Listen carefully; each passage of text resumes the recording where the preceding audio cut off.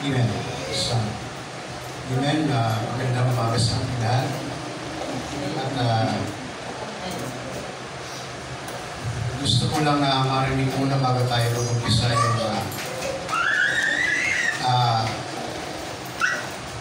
palakpak para sa ating Panginoon. Palakpakan po natin ang ating Panginoon. Alam mo kasi yung palakpak ay sabi doon sa Tarlac, yung isang nagtuturo. Ang pagpalakpak daw po ay nakakatulong sa ating health, yung health natin, yung kalusugan. Kasi parang may napipindot dito. So, isa yun. Alam mo, pag sinabing palakpak, kinakailangan tayo magpalakpak para yung health natin ay patuloy na active. At yun po ang utos ng Panginoon. Sa pamamagitan ng pagpupuri sa ating Panginoon, tayo po ay dapat pumalakpak. Yun. Palakpakan natin muli ang ating Panginoon. Amen. Ayun, kasi medyo tahimik kasi ng konti. At kahit ako man ay medyo sa sobrang pagod siguro ay naantok na. So ngayon, gusto ko lang magpasalamat sa ating Panginoon bilang isang matotoo. Purihin ang Panginoon dahil sa loob ng 10 years na mayroon palang pagpapalang darating sa akin. Noong nakaraang araw, may nag-chat sa akin. Humingi ng number ng GCash. Sabi niya, pahingi ako ng number ng GCash mo. So, tinawagan ko, sabi ko baka scam eh. Yung pinsan ko baka ako na hack yung account niya, tinawagan ko. Hindi naman pala. So, ibig niyang mangyari, mabayaran daw ako ng utang niya sa akin ng 2,000. Tamang-tama, yung GCash ko is 110 pesos na lang yung pondo. Ubus na, ay magbabayad ng kuryente. Wala. So yun, pinadalhan ngayon ako ng pera. Kaya sa aking pag-aalala ay talagang pinalitan ng kasiyahan, katuwaan dahil nga pambayad ng kuryente ay wala, nagkaroon. So purihin ang ating Panginoon dahil walang pera. Sabi kasi ng Panginoon kapag ano man ang iyong hingin sa Kanya ay ibigay. Kapag kailangan mo talaga. Kasi kung tayo hihingi ng atin lamang yung anong tawag doon, kapritsyo o tawagin luho, hindi ibibigay ng ating Panginoon yan. Kaya kapag may pangangailangan ka talaga, ay ibibigay talaga ng Panginoon kapag tayo po ay humingi sa Kanya. At yun, purihin ang Panginoon dahil doon ay binigay sa akin yung kasiyahan ng Panginoon. Tinugon niya yung aking nasa isip alalahanin. Kaya kung tayo po ay mayroong alalahanin sa buhay, ay huwag tayong mahiyang lumapit sa Diyos at tutugunin niya. Kung ito man ang hinihingi mo ay kailangan mo talaga. Yun. So ngayon, darako po tayo sa ating pag-aaral ngayong umaga. Ang ating pamagat ngayon ay bakit ang anak ng Diyos ay mag-aaral ng salita ng Diyos. Sa English, why a child of God should study the Word of God. Bakit daw po tayo ay mag-aaral ng salita ng Diyos? Bago yun, gusto ko lang magbasa. Basahin po natin yung ating Biblia doon sa 1 Peter 2 verse 2. Bago po tayo manalangin. Mr. Mikay?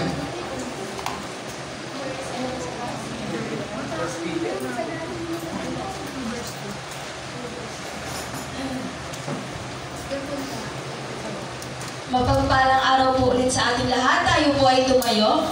At buksan po natin ang ating Biblia sa unang Pedro chapter 2 verse 2. Amen.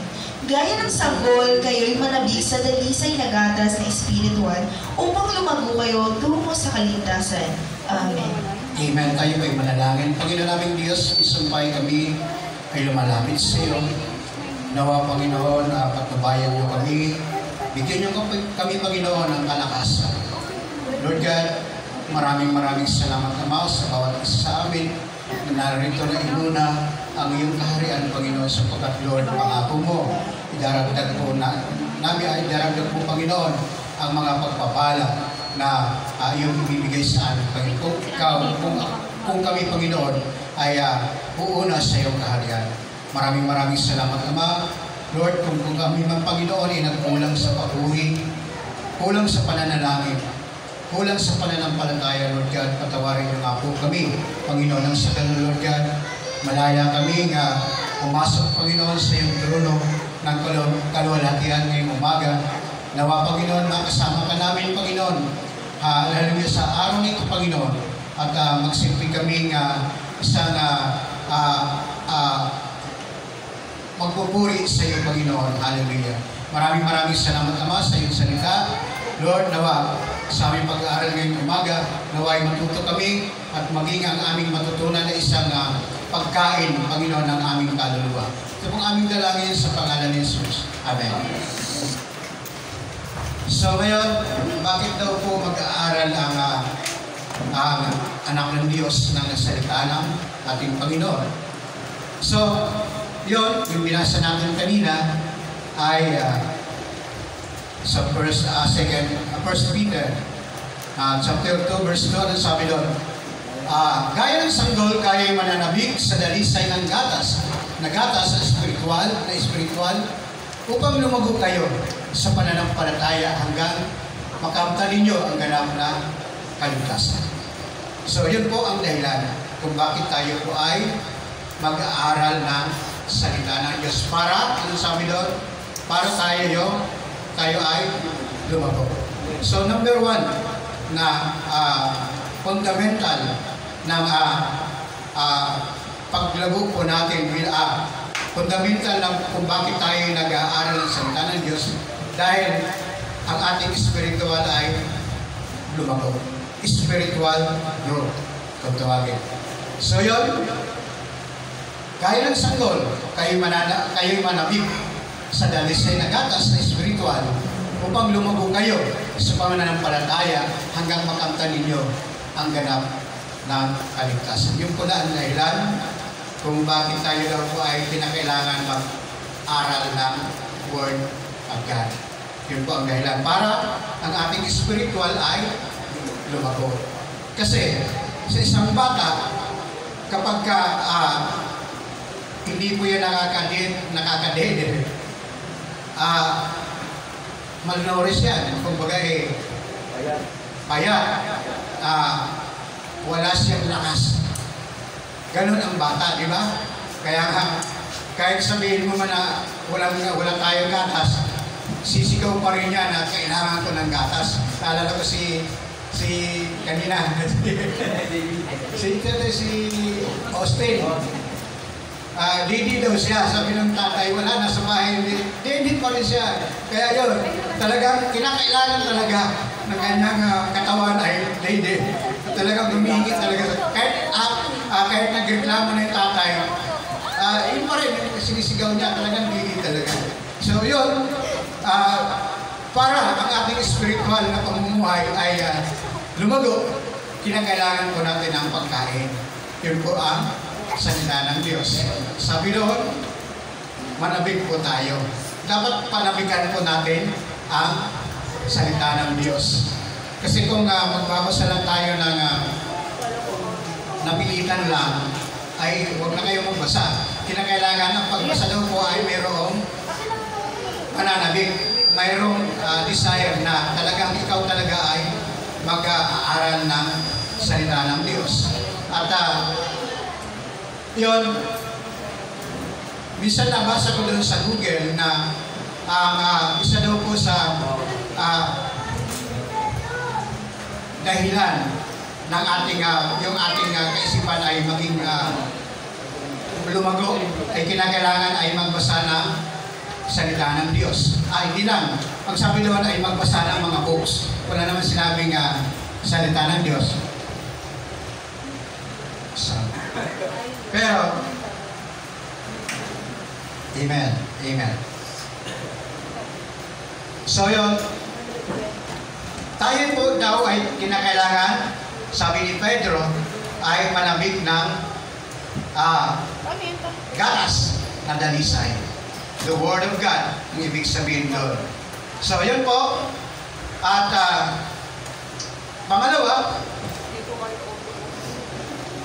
kung bakit tayo mag-aaral ng salita ng Diyos, ay kinakailangan, yun po ay para tayo ay magkaroon ng guidance and wisdom.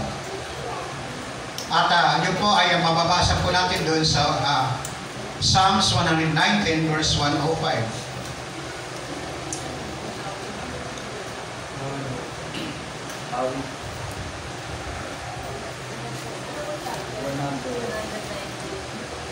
Yun, sabi doon, ang salita mo ay isang tanglaw na sa akin ay pagnubay, sa landas kong daraanan, liwanag na tumatanglaw.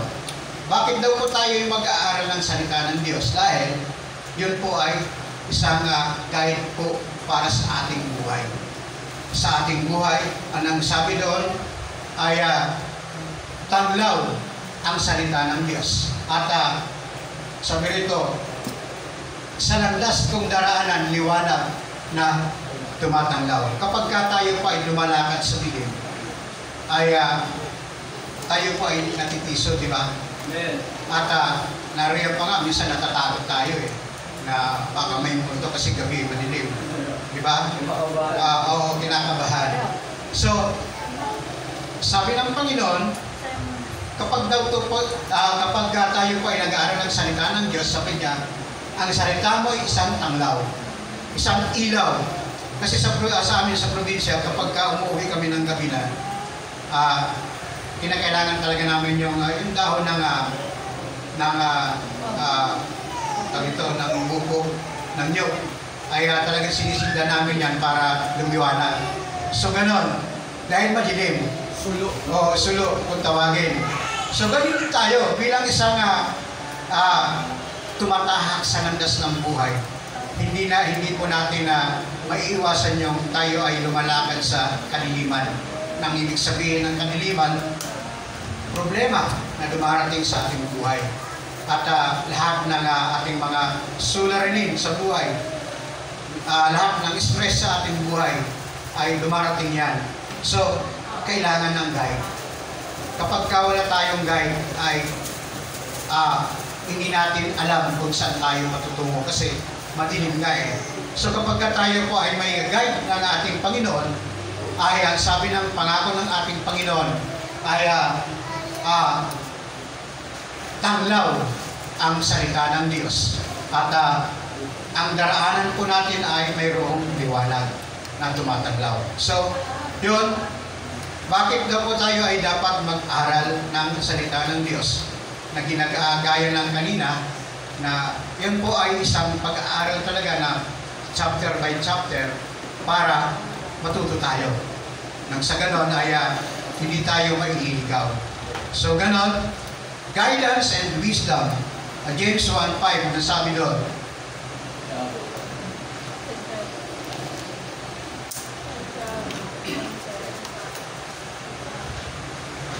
Ngayon, sabi doon, ngunit, kung ang sino man sa inyo ay kulang sa karunungan, humingi siya sa Diyos, siya ay bibigyan.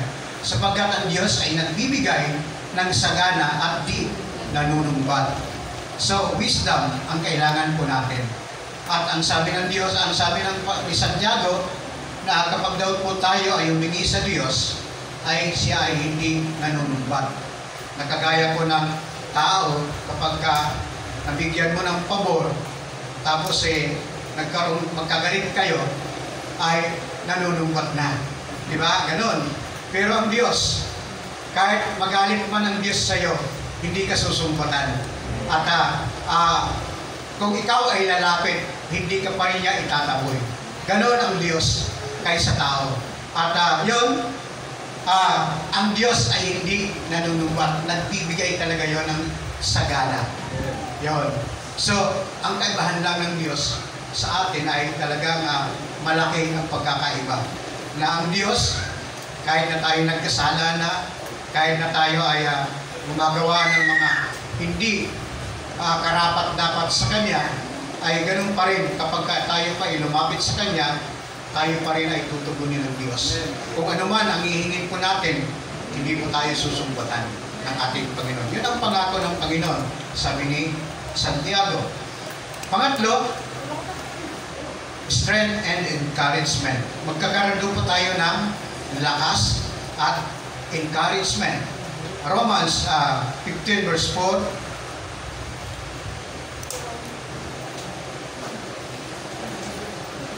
Mga taga-Roma, chapter 15, verse 4. Anumang naisulat noon ay sinulat para sa ating ikatotoo upang sa pamamagitan ng pagtitiis at sa pagpapalakasan ng loob mula sa kasulatan, magkakaroon tayo ng pag-asa. Amen. Amen. Strength and encouragement.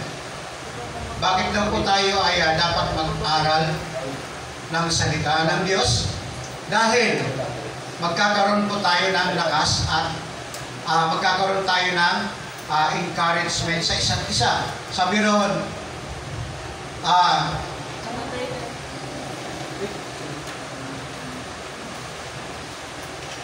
ang sabi doon dito sa upang sa pamamagitan ng pagtitiis at sa pagpapalakasan ng loob mula sa kasulatan, magkaroon tayo ng pag-asa.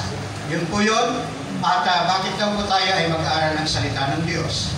Bilang isang anak niya, para tayo ay magkaroon ng lakas at magkaroon ng encouragement, yung pagpapalakasan sa isa't isa. Kasi kung wala kang alam sa Biblia, wala kang alam sa salita ng Diyos, hindi mo po alam yan.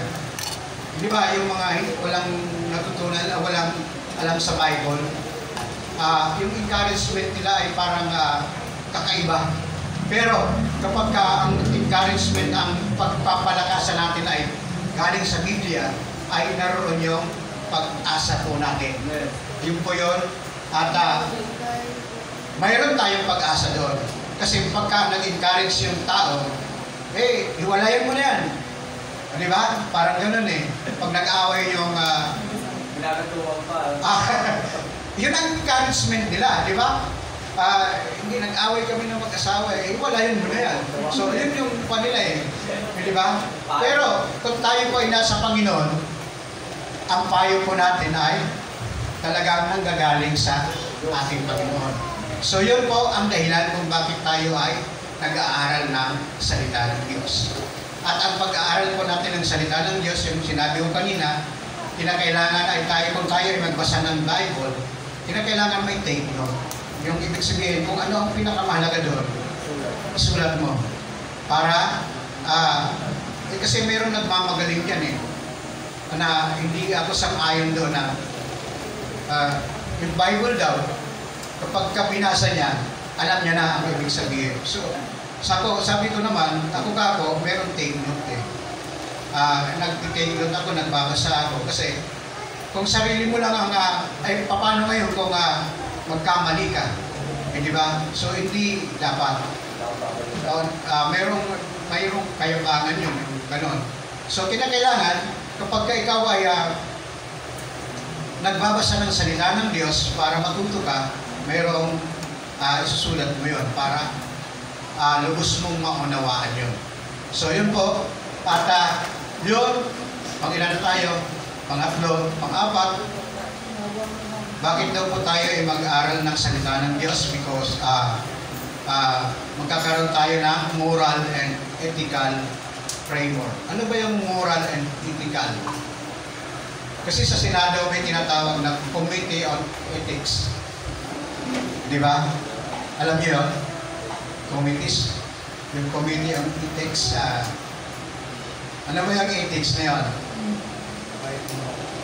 Mr. Mikay.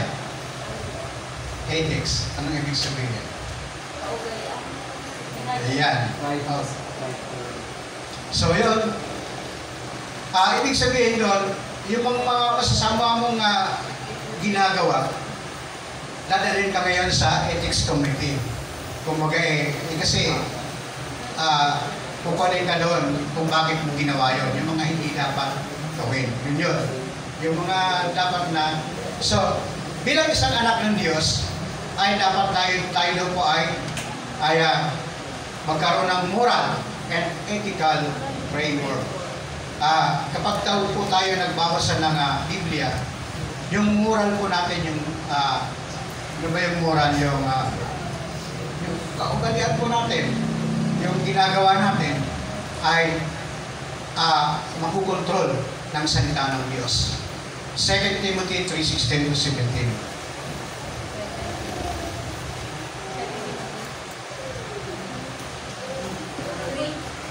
Second Timothy. 2 Timothy chapter 3 verse 16. Ang lahat ng kasulatan ay kinasihan ng Diyos at nagagamit sa pagtuturo ng katotohanan, sa pagtatama sa maling katuruan, sa pagtutuwid sa likong gawain, at sa pagsasanay para sa matuwid na pamumuhay, upang ang lingkod ng Diyos ay magiging karapat-dapat at handa sa lahat ng mabubuting gawain. Amen. Yun. Kaya nga, ethical mabubuting gawain. So yun, bakit daw po tayo ay mag-aaral ng salita ng Diyos? Doon sa verse 16, ang sabi doon, ang lahat ng kasulatan ay kinasihan ng Diyos. Dahil ang lahat ng kasulatan ay kinasihan ng Diyos. At magagamit sa pagtuturo ng katotohanan. So ang Bible pala ay magagamit sa pagtuturo ng katotohanan. At sa pagtatama sa maling katuruan, yun po ang Biblia na ating pag-aaralan dapat. At sa pagtutuwid sa likong gawain at pagsasanay para sa matuwid na pamumuhay. So, moral and ethical framework kung bakit tayo dapat tayo mag-aaral ng salita ng Diyos ay pagkakaroon po tayo ng moral and ethical. Ginagamit daw po, kung tayo matuto ng salita ng Diyos, pwede po natin gamitin yan sa pagtuturo ng katotohanan, sa pagtatama sa maling katuruan. Kung mali ang katuruan, kapag ikaw ay nag-aral ng Biblia, may tatama po natin. Kasi yung pag-aaral ng Biblia ay sabi nga ng iba, hindi yung patalon-talon na verse. Tama yung Bible Sunday School na talagang diretsuhan yun. At para malaman natin kung yung kabuuan ng chapter. So sabi nga doon, interpret the text in the light of the context. At para malaman kung ano ba talaga ang katuruan doon sa sinabing yun. Kagaya ng halimbawa, mag-halimbawa lang tayo ng medyo malayo din sa topic. Halimbawa yung kaligtasan, di ba? Sa Ephesians. So i-interpret mo ngayon yung buong chapter 2 ng Ephesians. Di ba nandun yung kaligtasan ay the grace, yung hindi bunga ng gawa. Oo. Tayo ay naligtas sa pamamagitan ng habag, the grace. So, halimbawa lang yun. Pagdating doon sa James, ay ang pananampalatayang walang gawa ay patay. So, ibang magkakontra. Hindi ba? Kaya nga, buong chapter mong babasahin para malaman kung ano ba ang sinasabi. Kasi doon sa James ay mga Kristiyano yun eh. Mga Kristiyano na. Kapag ikaw na ng palataya, na hindi ka gumagawa, patay yun. Kasi Kristiyano ka na eh. Yung sa Ephesians ay ang tinutukoy doon, yung nagbabasa doon is Gentile. Mga Gentile na wala pang alam sa salita ng Diyos. Kaya sinabi niya na the grace, sa pamamagitan ng biyaya, ay naligtas ng tao. So kumbaga, ibang konteksto yun. So, ganun ang pag-aaral ng salita ng Diyos. Kinakailangan alamin mo yung context, yung text, para alamin mo yung text doon sa kabuuan ng chapter na yon. So, yun, bakit daw po tayo mag-aaral ng salita ng Diyos? Dahil magkaroon tayo ng moral and ethical na pamumuhay. So, number 5, understanding God's will. Romans 12:2. Romans chapter 12 verse 2. Huwag kayong makiayon sa takbo ng mundong ito. Mag-iba kayo sa pamamagitan ng pagbabago ng inyong pag-iisip upang maunawaan ninyo ang kalooban ng Diyos, kung ano ang mabuti, kalugod-lugod, at ganap na kalooban niya. Amen. Amen. Understanding God's will. Kinakailangan daw po ay alamin mo ang kalooban ng Diyos. Baka ang iyong ginagawa ay hindi ng kalooban ng Diyos. So, kinakailangan, kaya nga tayo nag-aaral ng salita ng Diyos kasi dapat alamin po natin kung ano ang kalooban ng Diyos. Hindi yung kalooban po natin, hindi yung gusto natin. Kinakailangan, kung tayo ay gagawa ng mga hakbang ng isang bagay, mag-iisip tayo, paplano po tayo ng isang bagay, kinakailangan ay naroon yung ating understanding kung ito ba ay kalooban ng Diyos o hindi. So yun, bakit tayo nag-aaral ng salita ng Diyos? Dahil nga, para magkaroon tayo ng understanding God's will, na kung saan lahat, sabi doon na sa Proverbs, chapter 3, na sabi niya, in all your ways acknowledge Him. Anong verse yun? 6 ba yun? 3:6? Proverbs 3:6. In all your ways acknowledge Him. Tama. Tama. Lahat ng iyong gawain siya ay alalahanin upang ikay patnubayan sa inyong mga ahaking. So yun. So understanding God's will. Number 6 at malapit ng 11:30. Defense against temptation. Ang salita ng Diyos po dahil kinakailangan tayong kumbaga, kailangan natin mag-aral ng salita ng Diyos para madepensahan natin ang temptation. Yung temptation, yung pagsubok, yung tukso. Yun. At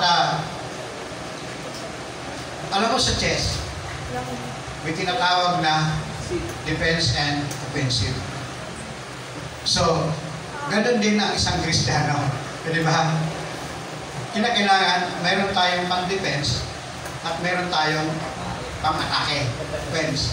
So, yun, ang salita ng Diyos, pwedeng pang-defense at pwedeng pang-offense.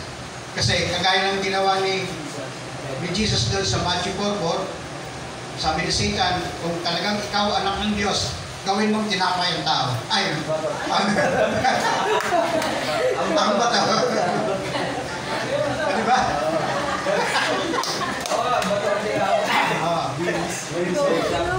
So, nasabi ni Christ, so, nagdepensa siya, hindi lamang nabubuhay ang tao sa tinapay, kundi sa salita ng Diyos. So, kapag tayo ay inatake, may pandepensa tayo, the Word of God. Kapag tayo ay pinalaban, may pandepensa tayo. So yun sa Matthew 4:4. At Ephesians 6:17 ang sabi doon.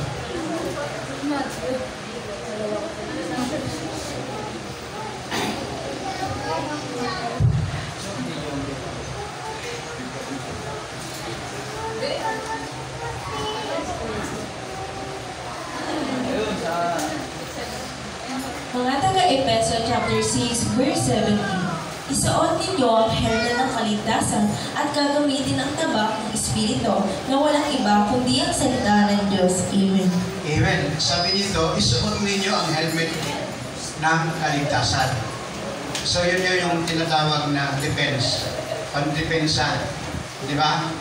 helmet ng kaligtasan at gamitin ang tabak ng Espiritu. So, offense, di ba? Pang-offensive natin yan, gamitin. Ibig sabihin ng gamitin, talagang i-atake mo yan. At na walang iba kundi ang salita ng Diyos. Sabihin, ang salita ng Diyos ay talagang matindi yan, sabi doon sa Hebrews, di ba? Kung babasahin po natin yun. Yun, so, ang salita ng Diyos. Bakit daw po tayo mag-aaral ng salita ng Diyos? Bilang isang anak niya. Dahil nga, defense against temptation. So, para labanan po natin ang mga tukso na dumarating sa atin. Pang-pito ay building faith. Kumbaga tayo po ay matatag sa pananampalataya. At Romans 10:17.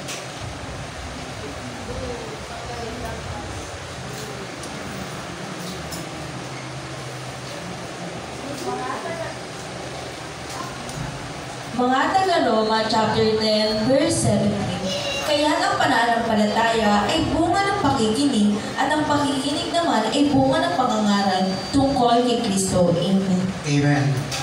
Alam mo, mayroong pilosopo nagsabi niyan, ay paano kung bingi? Paano siya makapakilig? Di ba? Tama ba? Paano kung bingi? Kaya ang pananampalataya ay bunga ng pakikinig at ang pakikinig naman ay bunga ng pangangaral tungkol kay Kristo. So, building faith sa pamamagitan ng pakikinig ng salita ng Diyos ay magkaroon tayo ng pananampalataya. So, yun. Ang sagot ko doon sa bingi, ay meron namang nakapagbasa naman paano kung bulag? Ang daming dahilan So, kakapa yung letter. Oo. So yun, wala nang kanyon, kawala. Lahat may paraan. Kumbaga may paraan. So yun, bakit daw po tayo mag-aaral ng salita ng Diyos? Ay, para yung ating pananampalataya ay matatag. Kasi kung hindi tayo nag-aaral ng salita ng Diyos, yung pananampalataya po natin ay parang sinabog at napunta doon sa bato na kung saan ay natuyok. Di ba? So, ganon.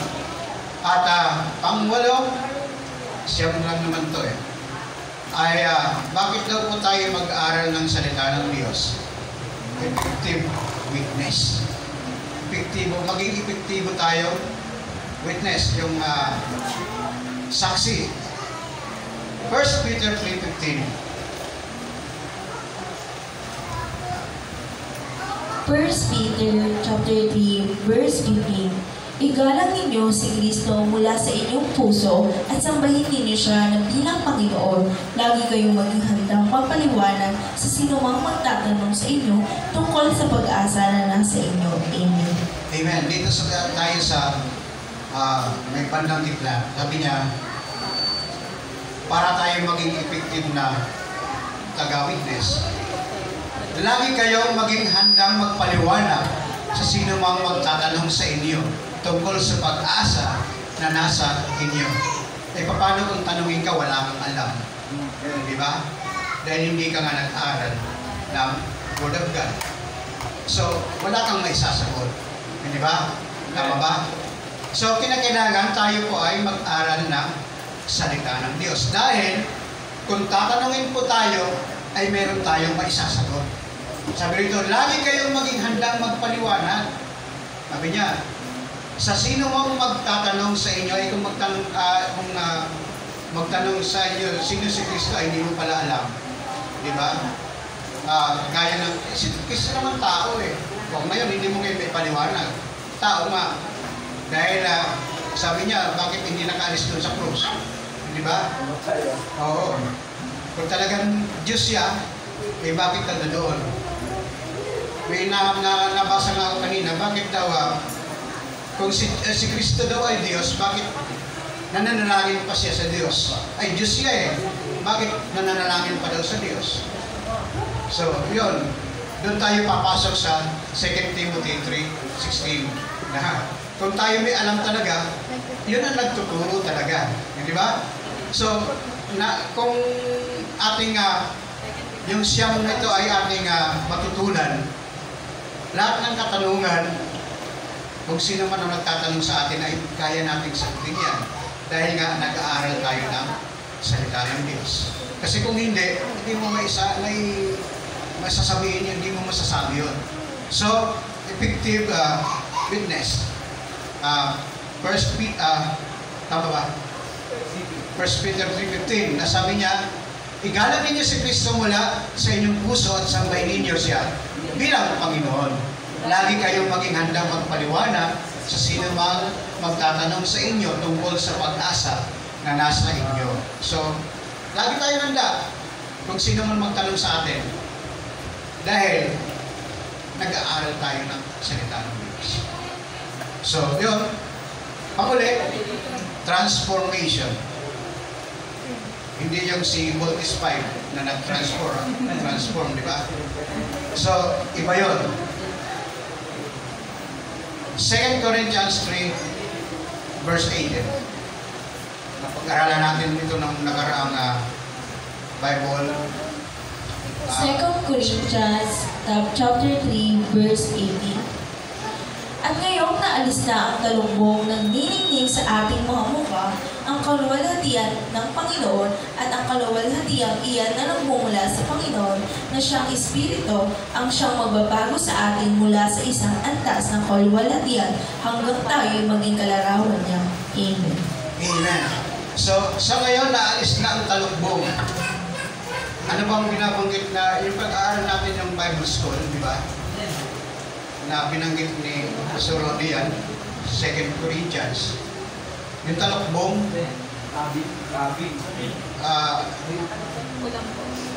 kautusan ni Moses. Di ba? Hindi sapat yun. Kasi nung sa Old Testament, nabanggit mo rin kanina yan, yung kautusan, na hindi sapat yung kautusan, kundi ang ating Panginoon. Kasi, kung ang kautusan lamang yun, ay naroon pa yung tinatawag na talukbong. So, ibig sabihin, yung kautusan ni Moses noon ay hindi pa sapat para maligtas yung tao. Kasi, hindi ba yung mayaman, nagtanong siya, yung binata, sabi niya, Panginoon, paano ba ako maliligtas? Magkamit ng buhay na walang hanggan. Ang sabi ng binata, gawin mo yung 10 utos. Eh sabi ng binata, nagawa ko na lahat yun eh. Alam ko na eh, kumbaga perfect na yun eh. Di ba? Pero may kulang pa. Binta mo yung ari-arian mo at sumunod ka sa akin. Yun po yun.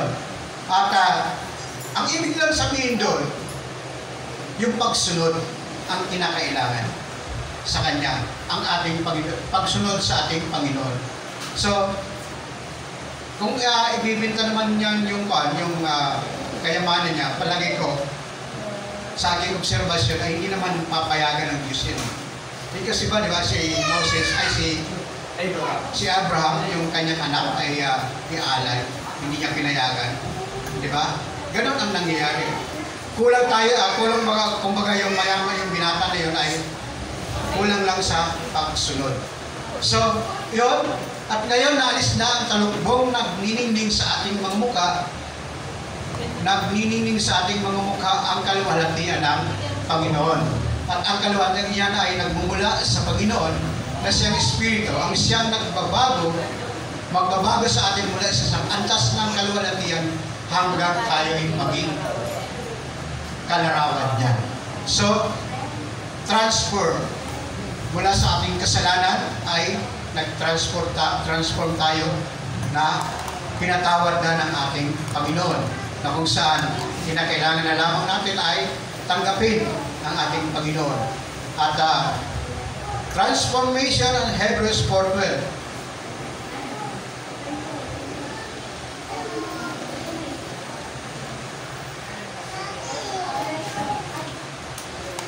Basahin po natin ang ating Biblia sa mga Hebreo chapter 4 verse 12. Ang salita ng Diyos ay buhay at mabisa, mas matalas kaysa alinmang tabak na sa magkabilay may talim. Ito'y tumatagos maging sa kalibuturan ng kaluluwa at espiritu, ng mga kasukasuan at buto, at nakakaalam ng mga isip at binabalak ng tao. Amen. Amen. Kapag daw po tayo nag-aaral ng salita ng Diyos, ay nagkaroon tayo ng transformation at transform ng ating kaisipan. So kumbaga, ang salita ng Diyos ay buhay at mabisa at mas matalas pa kaysa alinmang tabak na nasa magkabilay may talim. Ito'y tumatagos maging sa kaibuturan ng kaluluwa at espiritu. Kaibuturan, ibig sabihin doon sa pagitan ng kaluluwa at espiritu ay sabi doon ay ng mga kasukasuan at buto. Ano ba yung kasukasuan ito? Yun, yung pinagdugtungan ng buto. Yun po yung kasukasuan na nanonood yung madulas. Ditid. Yun. Ganon ang salita ng Diyos tumatagos doon sa kaibuturan ng kasukasuan at buto at nakakaalam ng isip at binabalak ng tao. Ganon ang Word of God. Iniisip mo pa lang alam na ng Diyos yan. So ganon. Nagtatransform tayo doon. So kumbaga, doon po tayo natututo kung tayo ay mag-aaral ng salita ng Diyos. So ganon, recap lang, ay sabi doon ay bakit daw po tayo ay mag-aaral ng salita ng Diyos? Dahil nga para lumago ang ating pananampalataya, para lumago ang ating spiritual na pamumuhay, spiritual growth, at para tayo magkaroon ng guidance and wisdom, at para tayo magkaroon ng lakas at encouragement sa isa't isa, at para tayo magkaroon ng moral and ethical framework, para yung ating mga masasamang mga sinasabi ay maiwasan po natin yan. Magkaroon tayo ng ethical. Kumbaga, naalala ko tuloy alam mo si Binay sa kasi Cayetano na naawayan dahil doon sa Senate building. At pinagsabihan si Binay ng hindi magandang pananalita ni Cayetano. So magsasampadal siya sa ethics committee. Kasi nga hindi maganda yung kanyang sinasabi. So ganun yun. Ganun yung tinatawag na ethical framework. Na kung saan tayo ay yun po dapat nating matutunan yun para yung ating mga sinasabi ay maging kagalang-galang naman. At yun, kaya tayo nag-aaral ng salita ng Diyos. Understanding God's will. Na kung saan tayo po ay humakbang magplano kinakailangan sa will ng ating Panginoon. At defense against temptation. Alam mo kung bakit tayo nag-aaral ng salita ng Diyos? Dahil pang-depensa natin yan sa mga tukso na dumarating sa ating buhay. At building faith para tumatag ang ating pananampalataya, maging epektibo tayo sa witness, effective witness, mag-aktibo tayo sa papahayag ng salita ng Diyos. At transformation na kung saan yung talambong ng ating mukha ay napalitan ng kamukha na ng ating Panginoon. Amen. So yun, nawa matutunan po natin yan at tayo po ay mag-aaral ng salita ng Diyos. At kung tayo po ay mag-aaral ng salita ng Diyos, ay kinakailangan mayroong take note. Pag nagbasa po tayo ng Biblia, kinakailangan ay yung pinakamahalaga doon ay i-take note po natin para na sa ganon, kung tayo man ay tatanungin, handa po tayo sa ating pagsasagot. So yun, purihin ang Diyos, tayo po ay manalangin. Panginoon namin Diyos, kami po ay nagpapasalamat ngayong umaga na matutunan namin, Panginoon, at maisa pong buhay namin ito. Ang napag-aralan namin ngayong umaga, nang sa ganun, Panginoon, maging epektibo kaming tagapag-pahayag, Panginoon, ng iyong salita, Panginoon. Maraming salamat, Ama, sa bawat isa sa amin, Panginoon. Ang iyong pagpapala, Panginoon, ay patuloy mong ibuhos sa amin, Panginoon, sa church na ito, Panginoon. Maging, Panginoon, sa iba pang mga churches, Panginoon, kila Pastor Frank at iba pa, Panginoon. Hallelujah. Salamat po, Ama. Ito po ang aming dalangin sa pangalan ni Jesus. Amen.